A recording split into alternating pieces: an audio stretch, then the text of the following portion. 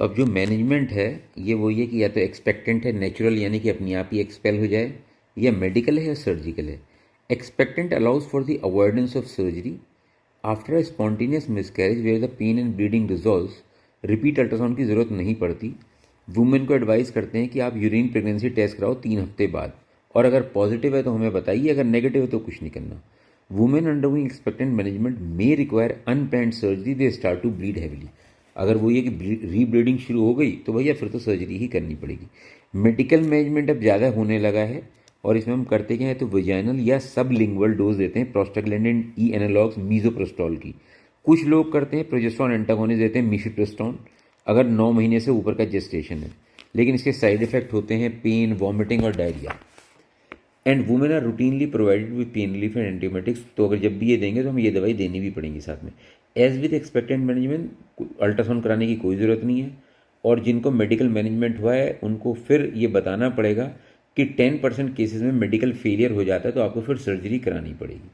अब सर्जरी का ये है कि सर्जरी तो कुछ फीमेल अपने आप शुरू में सर्जरी ही कराती हैं, वो दवाई के चक्कर में पड़ती ही नहीं, और ये मैनुअल वैक्यूम एस्पिरेशन से हो सकता है, लोकल एनेस्थेटिक में आउट पेशेंट की तरह, या more commonly as a case in theatre under general anaesthesia में भी कर सकते हैं। विजाइनल या सबल्यूगल मीजोप्रोस्टॉल देते हैं to ripen the cervix for facilitation of cervical dilatation, और उसका सक्शन वक्शन कर दोगे। However surgical evacuation has its drawback including risk such as uterine perforation है, post of pelvic inflammatory cervical trauma, और कई बार सर्वाइकल इनकॉम्पिटेंस भी हो जाती है। काउंसलिंग करना बहुत ज़रूरी है, क्योंकि ये बताना पड़ेगा कि आपको अगर एक बार मिसकैरेज हुआ है तो आगे होने के चांसेस बहुत ही कम हैं। रिकरेंट मिसकैरेज वो होते हैं जिनमें बार बार हो रहा है, 3 या 3 से ज़्यादा हो रहा है, और it affects more than 1% of couple. Risk factors क्या हैं रिकरेंट मिसकैरेज के?